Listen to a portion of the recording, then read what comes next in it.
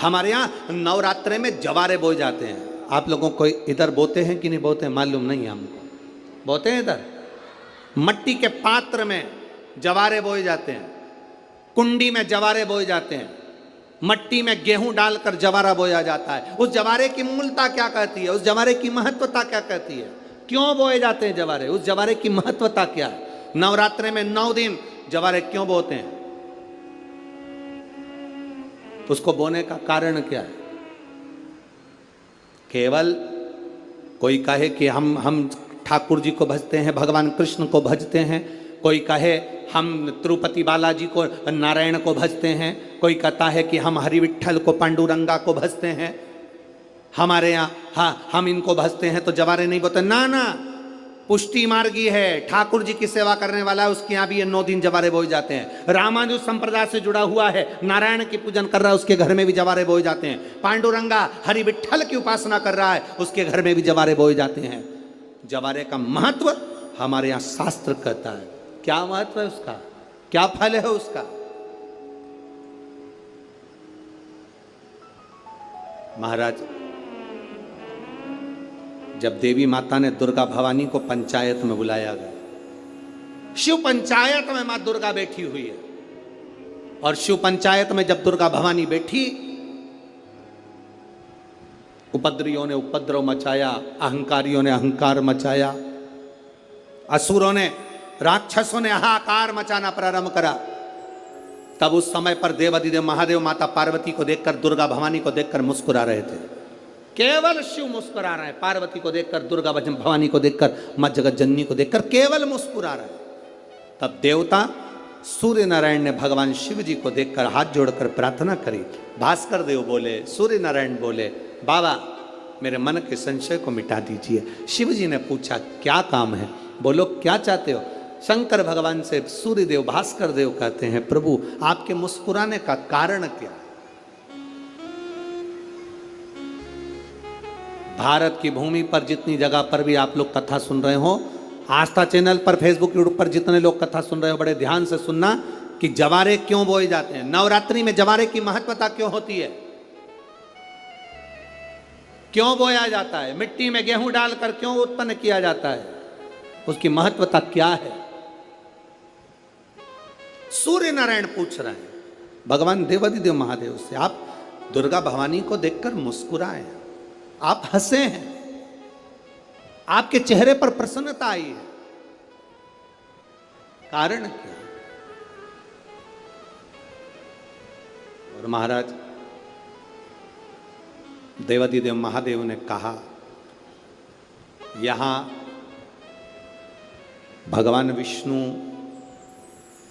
गणेश जी, भास्कर देव, आप सब बैठे हो। असुरों ने आक्रमण कर दिया, असुरों ने आक्रमण करा है, और वह असुर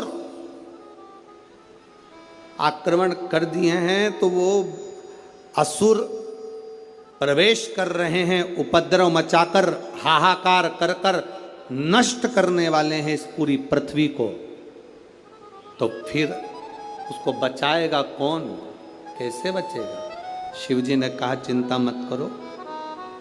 दुर्गा ने अपने केश का स्मरण किया, एक केश को माता पार्वती जी ने अपने हाथों से छुआ, छूते ही एक कुंड में सुंदर जवारे उत्पन्न हुए हैं। जब तक वो जवारे बड़े नहीं हो जाते, जब तक वो जवारे थोड़े प्रबल नहीं हो जाते, तब तक एक भी असुर प्रवेश नहीं कर सकता, हाहाकार नहीं मचा सकता और अंदर आ नहीं सकता। शिव महापुराण की कथा कहती है, जवारे जिसके यहाँ बोए जाते हैं, जवारे का, आप लोग कहते हैं कहीं पर देवी जी बैठी हैं, किसी के यहाँ मिट्टी की मूर्ति आई, 21 फीट की, 41 फीट की, 15 फीट की, 10 फीट की, 25 फीट की देवी जी की प्रतिमा स्थापना हुई। लोग कहते हैं हम देवी जी का दर्शन करने जा रहे हैं, दुर्गा जी का दर्शन करने जा रहे हैं। शिव महापुराण की कथा कहती है वो दुर्गा जी का दर्शन नहीं, देवी का दर्शन नहीं। नवरात्रे में जहाँ जवारे बोए जाते हैं वहाँ मात्र आप पांव रखते हैं तो अपने घर में से क्लेश दूर हट जाता है, अहंकार दूर हट जाता है, अभिमतता दूर हट जाती है, तकलीफें दूर हट जाती है। जिसके घर में जवारे बोए जाते हैं वहां से अहंकार, काम, लोभ, आसक्ति, वासना, तृष्णा और दुख, तकलीफें दूर हट जाती है। उस जवारे का मूल का तत्व आनंद, सुख है। महाराज उसको समझने वाला समझ सकता। और नवरात्रि में भी देवी की आराधना का एक स्मरण का सुख है महाराज।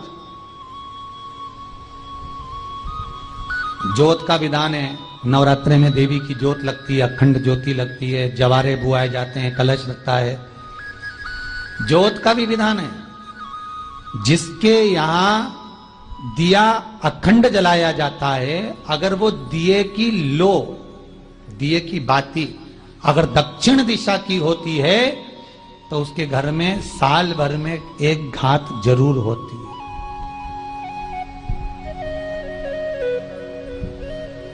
जो दिया अखंड जलता है उसकी बाती का मुख दक्षिण का नहीं होना चाहिए। अगर आपने देवी भागवत का स्मरण कराओ, देवी भागवत को अगर सुना हो तो देवी भागवत में स्पष्ट किया गया कि पूर्व की ओर मुख करा हुआ दिया, अर्थात पूर्व की ओर ज्योत जो जलाई जाती है वो संपदा की वृद्धि करती है। पश्चिम की ओर मुख कर कर जो ज्योत लगाई जाती है महाराज वो वैभव को देती है। और उत्तर की ओर जो मुख कर कर ज्योत जलाई जाती है, उत्तर की ओर जो ज्योत का मुख रहता है वो आयु की वृद्धि करती है, घर में अकाल मौत को रोकती है।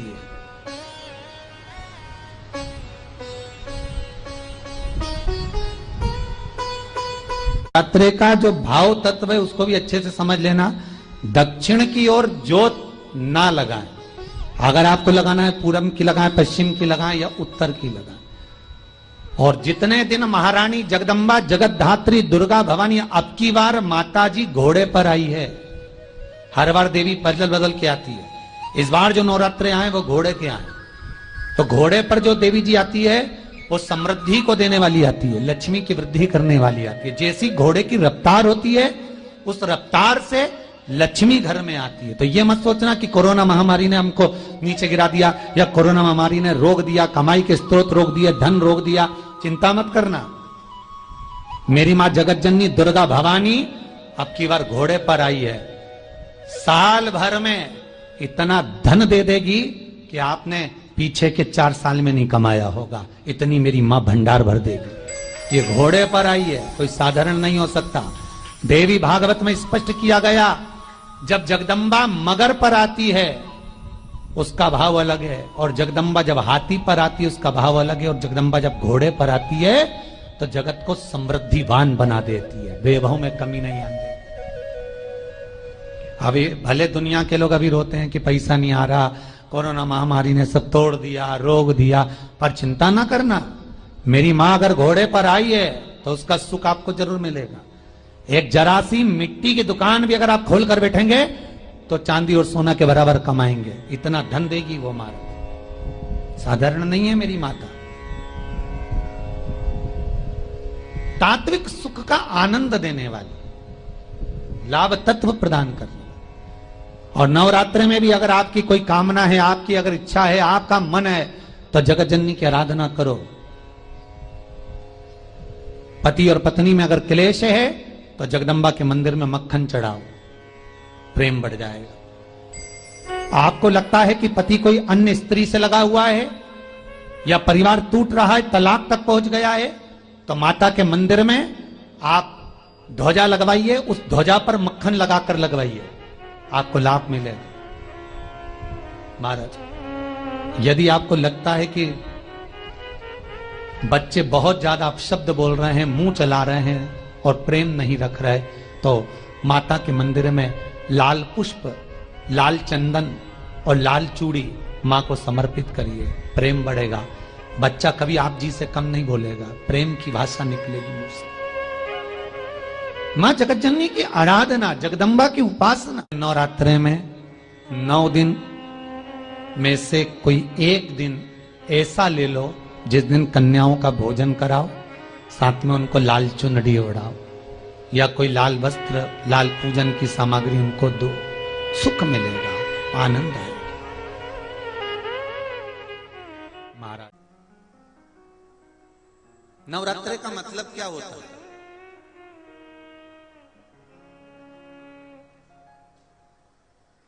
केवल 9 दिन तक देवी की आराधना कर लो, नंगे पैर ले लो,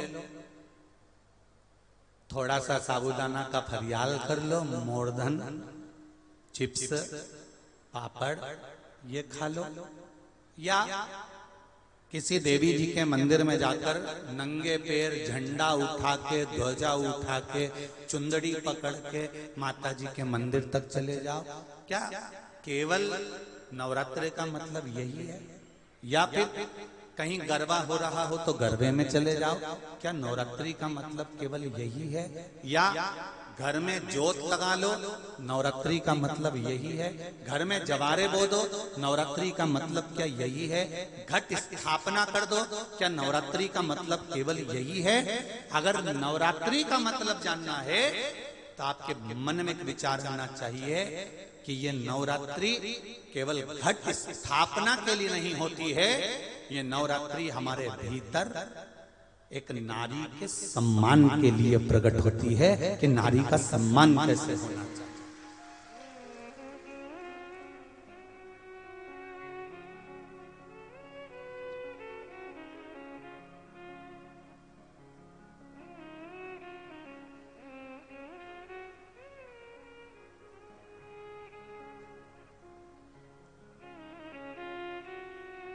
एक नारी का आदर क्या होता है?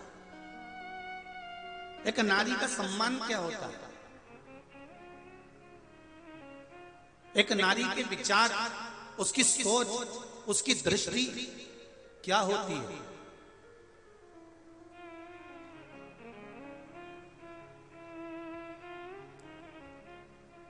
पिता और माता युग के निर्माता हैं ये चार, उसमें माता, पिता, गुरु और राजा। जो क्षेत्र का राजा होता है, नगर का राजा होता है, वो भी युग का निर्माता होता है कि वो अपने राज्य को धारण कर कर किस तरह से व्यवहार कर रहा है। माता अपने बच्चे को क्या सिखा रही है? क्या सिखा? आप में से कितनी माताएं जिनके बच्चे रोज प्रणाम करते हैं, चरण छूते हैं? जरा हाथ उठाओ तो। देखा देखी में मत उठा देना री जी हो, क्योंकि देखा देखी में तो काम बिगड़ जाता है। रख लो रख लो, देखा देखी में काम बिगड़ जाता है। कक्षा 8वीं का पेपर था, बच्चे एक के पीछे एक बैठे थे, लिखने के लिए प्रश्न आ गया कि दिल्ली की सबसे बड़ी मीनार का नाम लिखो। आगे वाले ने लिख दिया दिल्ली में कुतुब मीनार है। उसके पीछे जो बैठा था उसने आगे वाले की कॉपी में से नकल कर कर लिख दिया दिल्ली में कुतिया बीमार है। या चैत्र नवरात्रि में, शरदीय नवरात्रि में, आषाढ़ी नवरात्रि में, आदिकादिक पौष नवरात्रि में हम शंकर की, हम जगत जननी जगदम्बा की जब स्थापना करते हैं, या हम नूतन घर का प्रवेश करते हैं, या गणेश जी की स्थापना करते हैं, या कोई दुकान को प्रवेश करते हैं, या कोई शुभ कार्य करने के लिए अग्रण्य होते हैं, तो हम कलश की स्थापना क्यों करते हैं? आज शिव महापुराण में शुरुआत में अपन शिव और पार्वती की यही संवाद को लेकर चलते।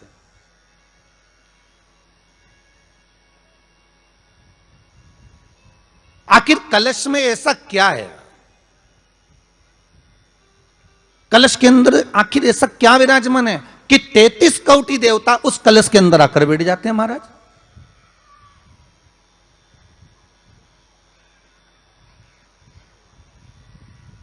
आप कोई यज्ञ करने जा रहे हो, आप कोई पोथी पुराण करने जा रहे हो, आप कोई अच्छा कार्य करने जा रहे हो, तो ब्राह्मण देवता कह देते कलश की स्थापना होगी, कलश की शोभा यात्रा निकलेगी, कलश यात्रा निकलेगी, कलश विराजमान होगा। और आज हर की पौड़ी पर, प्रयागराज में या उज्जैनी में, नासिक में जो बड़े बड़े कुंभ के मेले होते, कुंभ का मतलब भी तो कलश से होता, उसकी महत्वता क्यों है? उस कुंभ की, उस घड़े की महत्वता कहां से प्रकट हो गई? शिव महापुराण की कथा कहती है महाराज, भगवान ओघड़दानी शंकर स्वयं आद्य शक्ति जगदम्बा से कहते हैं कि जगदम्बा तू क्या चाहती है बोल। तो जगत जननी जगदम्बा कहती है कि जहां मैं हूं वहां शंकर है, ये आपने कह दिया, पर जहां शंकर है वहां पार्वती का होना जरूरी है। उसके लिए सिद्ध करने के लिए एक स्थान ऐसा बनाया जाए जहां पर शंकर विराजमान है और शंकर के साथ पार्वती विराजमान है। तो शिव जी ने कहा पार्वती, उसके लिए मैं तुझे एक सुंदर कलश का निर्माण कर देता हूं। दुनिया का रचनाकार, दुनिया की रचना करने वाले महाराज, संपूर्ण ब्रह्मांड की रचना करने वाले, जिनको भगवान शिव ने स्वयं ब्रह्मदेव से कहा है कि ब्रह्मा जी तुम सृष्टि खंड को आगे बढ़ाइए, सृष्टि की रचना करिए। और आज ही के दिन, यही चैत्रीय प्रतिपदा के दिन, यही इसको कहते हैं नया संवत्सर, नया वर्ष। हिंदू धर्म में क्यों कहा जाता है? आज ही के दिन ब्रह्मा जी ने महाराज सृष्टि की रचना करना प्रारंभ करा था। आज ही के दिन भगवान शिव और ब्रह्मा का संवाद हुआ था। सीधे भगवान शंकर ब्रह्मदेव के पास जाकर बोले थे, हे ब्रह्मदेव आप सृष्टि की रचना करिए। तो ब्रह्मा जी ने पूछा था, सारे नक्षत्र आपने बनाए, सारे दिन आपने बनाए, सारी घड़ियां आपने बनाई, सारा पल आपने बनाया, मनुष्य की श्वास गिनती, काउंटिंग, अर्थात मनुष्य के शरीर की रोमावली, ये सब आपने निश्चित करी है।